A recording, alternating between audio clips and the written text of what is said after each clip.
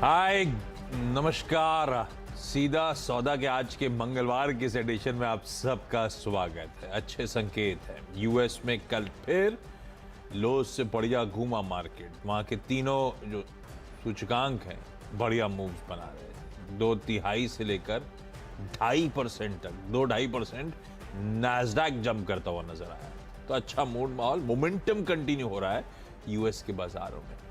हमारा भी हफ्ते का आगाज कल अच्छा हुआ था, 0.5% का उछाल था और आज फिर एसजीएक्स निफ्टी कह रहा है शायद अमूमन उतनी तेजी के साथ हम आज के कारोबार की शुरुआत करेंगे। ऐसे में जरा वो ग्राउंड दिखाइए और ग्राउंड पे जरा पिच पे जूम इन करिएगा। ये आ गई पिच, तो सख्त वाली है पिच। ये हमारे जो स्टेडियम के टिकट का कलेक्शन है, ये जो खचाखच लोग भरे रहते हैं, इसके कुछ हम लोग रेवेन्यू शेयर नहीं करते क्या? नहीं, ये एक आदमी बैठने जगह नहीं, एकदम भरा हुआ है एकदम स्टेडियम। खचाखच भरा हुआ है। ये एआई का कमाल है। क्या कैसा पिच इतनी सख्त क्यों दिख रही है? भाई सख्त है पिच और मार्केट चल रहा है, उसको कोई चिंता नहीं है। उसने सब कुछ डिस्काउंट अपने फेवर में कर लिया है। तो कल भी चला, दूसरा दिन था कल। इंटरेस्टिंग ये था कि जो S&P 500 है, बड़ा वाला इंडेक्स वहाँ का, वो 4000 के ऊपर गया। 4000 का साइकोलॉजिकली इंपॉर्टेंट स्तर हो गया बेसिकली। 200 DMA के ऊपर है, मजबूती बहुत ही गजब है। वो ये लेवल अगर ब्रीच कर गया तो फिर काफ़ी ऊपर जाएगा। देखना आज कैसे चलता है। तो एक इंटरेस्टिंग पॉइंट ये। दूसरा, नैस्डैक में बड़ी तेज़ी है, टेक्स शेयर्स में अच्छी तेज़ी है, टेस्ला में, माइक्रोसॉफ्ट में, इंटेल में। इंटेल का रिजल्ट भी आने हैं, तो उन सब में तेज़ी है। और डाउन साइजिंग कर रहे हैं सब, अपनी अपनी कंपनीज़ की बैलेंस शीट ठीक कर रहे हैं, छटनी कर रहे हैं। तो उसकी वजह से स्टॉक चल रहे हैं। अब ये एक बड़ी विचित्र सी बात है कि छटनी की वजह से स्टॉक चल रहे हैं, लेकिन चल रहे हैं तो चल रहे हैं। मार्केट में एक मोमेंटम बना हुआ है। और इसी के साथ साथ अब वहाँ इस बात पे एकदम लगभग 99% कंसेंसस है कि Fed 25 basis point rate hike करेगा। अब 2 फरवरी को क्या होगा पता नहीं किसी को। वो हमारे बजट का इंतजार करेंगे पहले। हाँ, बजट देखेंगे, उसके बाद तय करेंगे तो और कि हमें 25 करना है, 50 करना है। तो वो इम्पॉर्टेंट फैक्टर है। तो इसलिए मार्केट में अभी तो तेज़ी का माहौल बना हुआ है, उसको एंजॉय करना चाहिए। और आज आप बता रहे थे कुछ एक फाइनेंशियल वाली एक्सपायरी है, कल पूरी वाली एक्सपायरी। अच्छा, एक बहुत महत्वपूर्ण बात, इससे पहले मैं भूल जाऊँ, आगे हम लोग जिक्र करेंगे। अभी जो बजट आएगा ना, उसमें एक फिगर आप लोग जरूर ध्यान रखिएगा, गवर्नमेंट बोरोइंग कितनी, डेट कितनी है। क्योंकि इंडिया का डेट टू GDP 93% से ऊपर निकल चुका है। ये एक चिंता कारण होना चाहिए बजट में। हमको लगता है कि जो बड़े लोग देख रहे हैं ना, हम लोग 12 बजट में क्या है, वो सब ये देखेंगे बोरोइंग कितनी है आपकी। एब्सोल्यूट, क्योंकि इस बार जो प्रोजेक्शन, ब्रोकरेज रिपोर्ट पढ़ रहा था मैं, उसमें सब मान रहे हैं कि हम फिस्कल कंसोलिडेशन के पाथ पे कंटिन्यू तो करेंगे।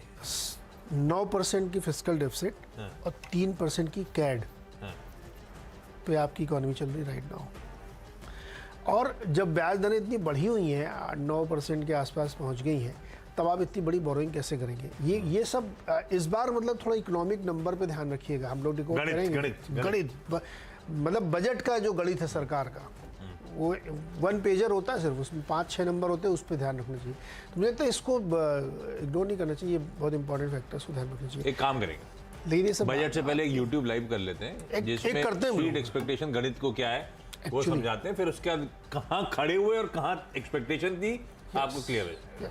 कितने हवा पे पहाड़ बना रखे हैं या कितने एक्चुअल हैं वो देख लेंगे, सच का सामना एकदम। ठीक है। तो खैर, लेकिन आज की तो तेजी है भाई। ये प्रॉमिस कर देते हैं कुछ भी, पता नहीं करेंगे नहीं करेंगे, लेकिन मैं अपने वादे पे खरा उतरता हूँ। मैंने आज तक कुछ प्रॉमिस करना है, बताओ। ठीक है, डन। एक बजट से पहले कर दिया जाए। ये 26 जनवरी की छुट्टी में पढ़ाई वढ़ाई करके डेटा इकट्ठा करके बढ़िया ग्राफिक के साथ समझा दे। नहीं, 25 हो रही है ना, 27 आएगा ना उस बीच में फ्राइडे, तो मैं देखूंगा। तो उसके बाद तो फिर बजट है 1 तारीख को, 31 7-8 निपटाई नहीं मुझे रिपोर्ट। नहीं, लोग भूल जाते हैं, हम लोग पन्ने में लिख दूंगा 31 को करेंगे। 31 मतलब उधर वाले मंडे को, बजट से ठीक है, दिन पहले, वरना लोग भूल जाते हैं ना कि क्या हमारा भी होमवर्क हो जाएगा उस चक्कर में कि हम भी रेडी रहेंगे। ठीक है, 31 को ट्वीट कर देंगे हम लोग, कब वो यूट्यूब लाइव करेंगे गणित को लेकर, उस तक प्लेट शीट बनवा दूंगा मैं। चलिए क्विकली टीम की शुरुआत। 5 ट्रेडिंग सेशन बचे हैं बजट, सिर्फ 5। मैं तो सैलरी का इंतजार। अरे रुको रुको यार, ये शो शुरू करने से पहले बहुत अच्छी बात शुरू कब का हो चुका है? अच्छा, हो चुका है क्या? टीम शुरू करने से पहले टीम शुरू करने जल्दी से बताया था आपको। देखो सैलरी का इंतजार हम लोग सब कर रहे हैं, पे डे 24 तारीख हो गई, 2-3 दिन बाद 4 दिन। डिज्नी में एक पत्रकार भाई ने PR की नौकरी ज्वाइन की, 3 महीने में पता कितना पैसा उन्होंने कमाया? $1 करोड़। उन्होंने लंदन से लॉस एंजल्स ट्रांसफ़र हुए, खूब ह्यूज सैलरी पे, बोनस मिला, ट्रांसफ़र होने का पैसा मिला, फैमिली लाने का पैसा मिला। उसके बाद वहाँ एक लफड़ा हो गया उनके डिज्नी CEO के साथ, उसको मैनेज नहीं कर पाया तो नौकरी भी छोड़ दी, और छोड़ने के बाद उनके सारे कॉन्ट्रैक्ट बाई करने पड़े, बोनस देने पड़े, सब मिला के डिज्नी पे 10 मिलियन का बिल फाड़ दिया। इस तरह की कमाई होती है। तिकड़म करते रहने का, तिकड़म करते रहने से मतलब पूरे 2-4 साल की सैलरी बन गई। चलो अरे भाई टीम ये कल मेंशन कर रहे थे, रिलायंस रिजल्ट्स में हाईलाइट था OTC कारोबार, ऑयल एंड गैस स्पेस गजब कर रही है। अब देखिए 2 कंपनीज और, सिलान एक्सप्लोरेशन और जिंदल ड्रिलिंग, दोनों को ग्रीन रख रहा हूँ, ये सिर्फ नतीजों के दम पर। अब देखिएगा पोजीशनिंग कैसी है और स्टॉक कैसे बिहेव करते हैं। सिलान एक्सप्लोरेशन बढ़िया, आए साल दर साल 48% का जंप, मुनाफा तो डबल से ज्यादा बढ़ गया, 3.1 करोड़ वाला 7.6, 7.5 करोड़ से ज्यादा। जिंदल ड्रिलिंग आय में 20%, 19-20% का उछाल, उसके सामने EBITDA 55% उछल गया, 25% के मार्जिन 32.5% पे पहुंच गए। तो बढ़िया ऑपरेशनल परफॉर्मेंस, मार्जिन में तगड़ा एक्सपेंशन। दिलीप बिल्डकॉन इसकी, लेकिन ये स्काईवे इंफ्रा करके एक एंटिटी जो लोएस्ट बिडर है, एक मध्य प्रदेश में प्रोजेक्ट है उसके लिए, लेकिन इस स्काईवे इंफ्रा जल निगम मर्यादित प्रोजेक्ट उन्होंने जीता है, तो ठीक है, ऑर्डर बैक करा, इसलिए दिलीप बिल्डकॉन ग्रीन में। हालांकि ये एकदम कंप्लीटली ऑफ रेडार वाला स्टॉक है, इंफ्रा के बिल्डअप का कोई फर्क नहीं पड़ा है, तो मेरे ख्याल से आई डाउट मीनिंगफुल अपटिक्स आएंगे इस ऑर्डर बैक करने की न्यूज पर भी। जेंसार टेक्नोलॉजीज ये है तो स्टॉक के रिजल्ट्स मिले जुले, रेवेन्यूज से मुझे डिसअपॉइंटमेंट हुआ है, 3% Q-on-Q गिरा है, पर मार्जिन्स में बहुत बढ़िया एक्सपेंशन, 4.6% से बढ़कर 7.1% पे मार्जिन्स आए Q-on-Q, इस तरह का मार्जिन एक्सपेंशन है। तो मिले जुले नंबर्स हैं, बिहेवियर देखना होगा IT स्वीट स्पॉट में, क्योंकि कल फिर नैस्डैक बढ़िया 2% प्लस की रैली करके गया है, और इन्होंने MD और CEO साहब एक अपॉइंट कर दिए अगले 5 सालों के लिए, कम से कम वो मनीष टंडन साहब को ही है, उनको अपॉइंट करा गया। खैर, जेंसार को ग्रीन रखा। पूना वाला फिनकॉर्प बढ़िया क्वार्टर है, पर ये stock ahead of financials already move कर रहा है ना, तो देखना होगा रिजल्ट्स के बाद बिहेवियर। NII में 42% का जंप और मुनाफा 89% उछलता हुआ, और बटरफ्लाई गांधीमती अप्लायंसेस डिसेंट परफॉर्मेंस है, मार्जिन्स एक्सपैंड करके दिखाया 40 बेसिस पॉइंट्स, और इसीलिए मुनाफा 29-30% का जंप दिखा रहा है। नया पेरेंटेज भी है भाई इसका, तो ये नतीजों के चलते ग्रीन रखा है। कितने बताया आपने? 4 6 एक साथ? I don't need time. Okay, अभी मैच करता हूँ। प्रूडेंट कॉर्पोरेट, इसके रिजल्ट आए थे, 158 करोड़ का रेवेन्यू इन्होंने दिखाया है 125 के सामने, इंटरेस्टिंग है, और 22 के सामने 28 करोड़ का मुनाफा है। ठीक ठाक नतीजे लग रहे हैं, ग्रीन में होना चाहिए। KEI इंडस्ट्रीज़, मुनाफा 27% बढ़ के 128 करोड़, रेवेन्यू 14% बढ़ के 1785 करोड़, और मार्जिन जो है 10 से बढ़ा के 10.2, ठीक है, थोड़ा सा इंप्रूव किया, वो हल्का से किया, लेकिन EBITDA लेवल पर 16-17% की ग्रोथ है, तो ये नंबर भी ग्रीन में रखिए। शॉपर्स स्टॉप नंबर ग्रीन में रखिए। EBITDA बहुत ही आया, हाईएस्ट एवर है, सेल्स भी है और EBITDA भी है इस क्वार्टर में, और प्रदर्शन बहुत अच्छा रहा, क्योंकि फेस्टिव सीजन और ये सेल वेल में बहुत पैसा बनाया इन्होंने। हालांकि प्रॉफिट कमज़ोर हुआ है इनका, लेकिन रेवेन्यूज़ में 19% की ग्रोथ देखने को मिली है, और मार्जिन इन्होंने लगभग मेंटेन किए 18.7 पे। तो अलग अलग वजहों से इनके प्रॉफिट में अभी ड्रॉप देखेंगे, लेकिन रेवेन्यू में आप देखिए 45% की ग्रोथ देखने को मिली, तो हमें लगता है वो इंटरेस्टिंग है। त्रिवेणी टर्बाइन यहाँ पे 47% का प्रॉफिट बढ़ा लिया इन्होंने, और मार्जिन 20 के समय 19.4, थोड़ा सा मार्जिन पे हिट लिया, लेकिन बाकी ठीक ठाक है। कारोबारी मुनाफा 40% की ग्रोथ के साथ 63 करोड़ के आसपास आया है। सागर सीमेंट के नतीजे बहुत ही कमज़ोर दिख रहे हैं मुझे, मार्जिन 14 से घट के 8, रेवेन्यू में 70% की ग्रोथ है, लेकिन नुकसान हो गया है 22 करोड़ का, जो कि पिछली बार 10 करोड़ का मुनाफा था, तो नतीजे वीक दिख रहे हैं। और आगे जाते हुए डिमांड की बहुत अच्छी उम्मीद इसलिए नहीं लग रही है क्योंकि अभी जो है सीज़न बारिश वाला शुरू हो जाए कुछ समय बाद। छठवां स्टॉक है सुप्रीम पेट्रो, नतीजे कमज़ोर हैं, 46% मुनाफा गिरा है, 9% रेवेन्यू गिरा है, 47% एबिटा गिरा और मार्जिन 17 घट के 10, तो नतीजे कमज़ोर हैं, रेड में रखना चाहिए। 6 मेरे भी हो। ब्रेक ले लें, ब्रेक ले लिया जाए। तुरंत ब्रेक और लौट के अगले 4 स्टॉक्स।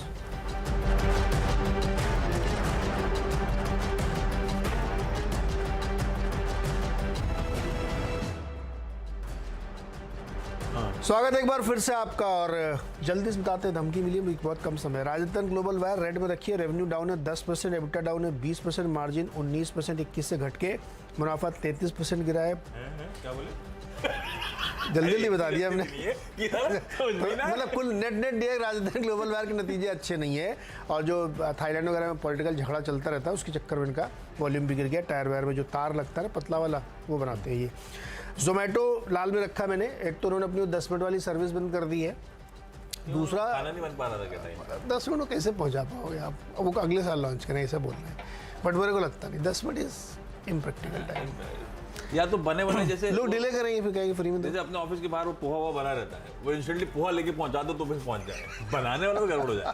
बिल्डिंग से नीचे से वो बाल्टी लटकाओ, उसमें पोहा रख देगा, ऊपर खींच लो 3 मिनट में। एक्चुअली 10 मिनट मैगी नहीं बनती, डिलीवर भी होनी है भाई। हाँ, तो और राइडर्स के लिए दूसरा चैलेंज, राइडर ने साइड से डील करनी शुरू कर दी है जोमेटो के। अरे यार वो तो गजब खुलासा हुआ, निबंधन ने मान लिया। नहीं मुझे मेरे को ऐसा राइडर मिलता ना, मैं कतई डिस्क्लोज नहीं करता। ये जोमेटो पे अपन आगे जब स्टॉक्स न्यूज़ 8 बजे के शो में करेंगे तो उसमें रख लेंगे, उसमें करना चाहिए।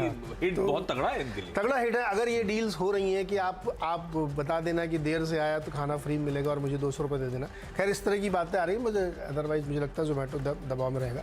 कॉलगेट क्या नतीजे आने, मुझे लगता है ग्रीन में रहेगा, क्योंकि डिमांड उतनी ख़राब अभी नहीं हुई है, रूरल इलाके में थोड़ी इंप्रूवमेंट है, तो यहाँ पे देख सकते हैं।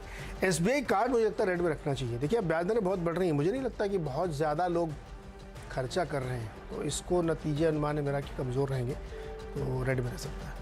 बताइए। हाँ ओके, अब अगले स्टॉक्स में पहले दिखाइए स्क्रीन पे अंबर एंटरप्राइजेस, रेड रख रहा हूँ, हालांकि contract manufacturers, I am sure वो PLI सरकार का मैन्युफैक्चरिंग पे फोकस वो लाइकली इस बजट में कंटिन्यू रहेगा, जैसे वो थ्रस्ट दे रहे थे। पर अंबर एंटरप्राइजेस इस बीच मार्जिन कॉन्ट्रैक्शन तगड़े हैं, 7.6 वाला 5.8% पे मार्जिन आता हुआ, जबकि इंडस्ट्री का दबदबा बढ़ रहा है, मुनाफा 56% गिर गया, रेड रखा है। मेरे ख्याल से वो सैमसंग जैसी वार्निंग्स वगैरह इस कंपनी पे हिट ज्यादा कर रही है।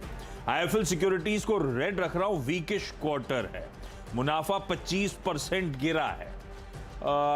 सिंजीन और ग्लैंड फार्मा दो और स्टॉक्स जो रेड लेके चल रहा हूं।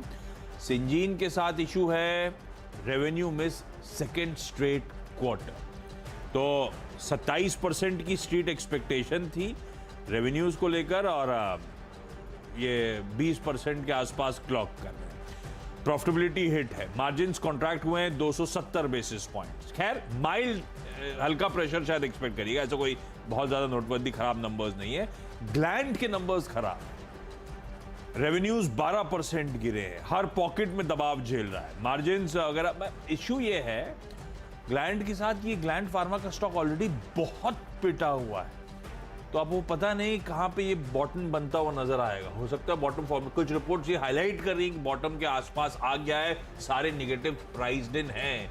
अब ऐसा हुआ तो घूमेगा कभी ना कभी, लेकिन नंबर्स के दम पर ये कंटिन्यूड रेड ही है, ये मान के चलिए। खैर क्विकली छोटा सा ब्रेक के उस पास जब लौटेंगे तो इन टीम्स का एक क्विक रैप अप।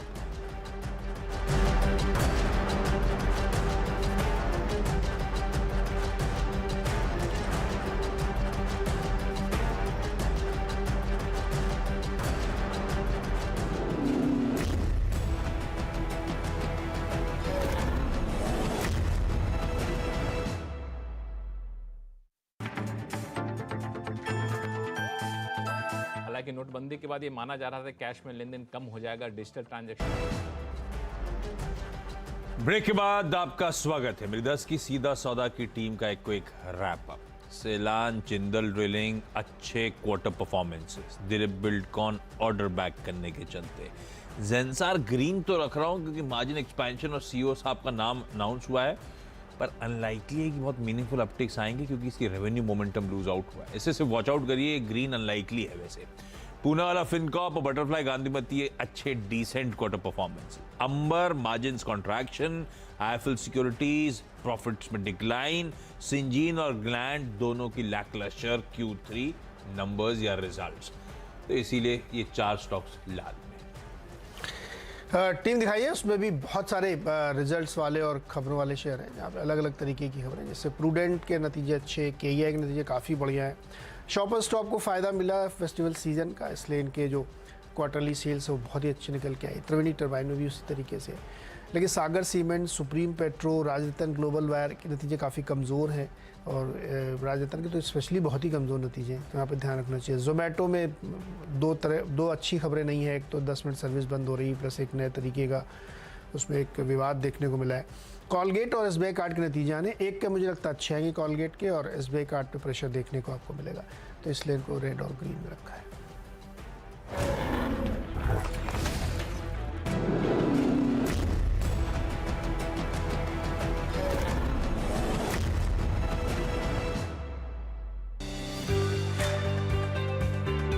बजट के हर चौके पे निवेश के मौके, बजट मंथन करके निकालेंगे एक से एक बढ़िया नगीने।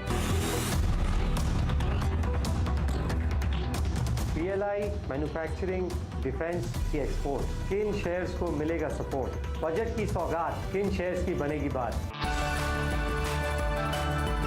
देखिए 2023-24 का बजट मेरे साथ CNBC आवाज पर 1 फरवरी को।